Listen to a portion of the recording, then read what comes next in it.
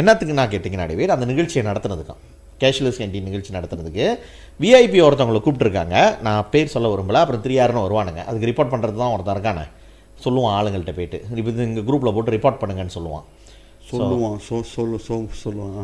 சொல்லுவான் தான், அவன் தான் சாம்புவான் தான். ஸோ அதை யார் விஐபி கூப்பிட்ருக்காங்கன்னு நான் சொல்லலை. பட் 12,500 வெள்ளி அந்த நிகழ்ச்சிக்கு செஞ்சுருக்காங்க. ஆனால் அந்த பேங்க்லேருந்து எந்த காசும் வரலையா, அந்த 12,500 வெள்ளி ஸ்பெண்ட் பண்ணியிருக்காங்க. அதில் இதில் ரொம்ப ஏற்றுக்க முடியாது என்னன்னு கேட்டிங்கன்னா, அந்த விஐபி டேபிள் உட்காந்தாங்களே, அந்த விஐபி டேபிளில் உட்காந்து 6 பேர் சாப்பிட்றதுக்கு 8,000 வெள்ளி கிளைம் பண்ணியிருக்காங்க டேவி.